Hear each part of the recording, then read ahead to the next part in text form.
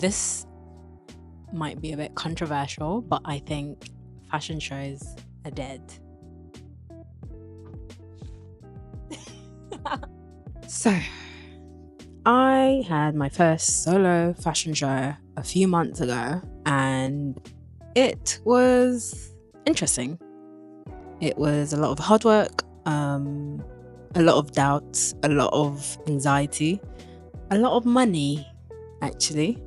And I think as independent fashion designers, yeah, fashion shows might not be your best foot forward if you're looking to really, really, really, really reach out to your audience.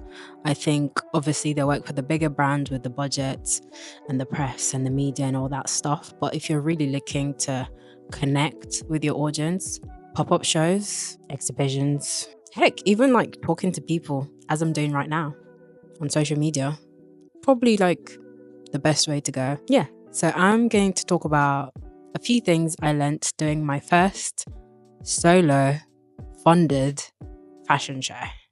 Are you ready? So let's start with what went right.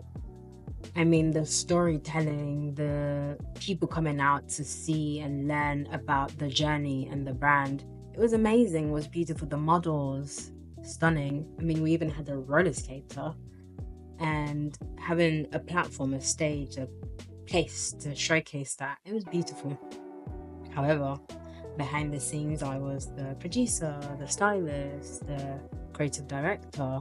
So I think the first lesson is, if you're going to do it, get a team, but also a team that understands your vision. Because when your team understands your vision, then you can spend more time working on the clothes. So fashion shows have a bit of a hierarchy to them. There's a way to go about certain things, especially if you want them to have a level of success and coverage. And in 2025, well, I don't think the design for independent designers in mind, because people don't really need to see your clothes on a runway. People want to feel them and they want to hear about them, about the stories while you're making them. And I think perhaps storytelling, but with your audience in mind, in a way that it authentically connects to them. I think that's probably the most important thing. And if there's a way you can find to do that, then who needs to do a fashion show? So since then, I've been thinking more about leaning into pop-up shows, exhibitions, and even perhaps designing things with my audience in real time. And yeah, just not to overcomplicate the process, because I think fashion is at such an interesting place, and now is the time to try anything really and see how that goes down with your audience, as long as they understand the story behind it and they connect with what you're trying to say. I think that's perhaps the most important thing, and if you can find great ways to do that, then focus on that.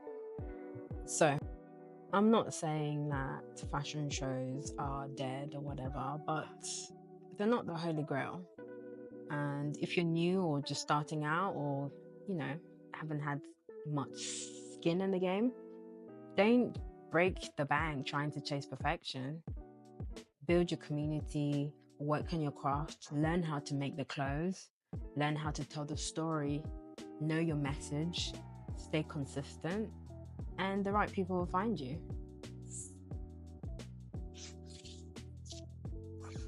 Talking about that, I've got a date tonight.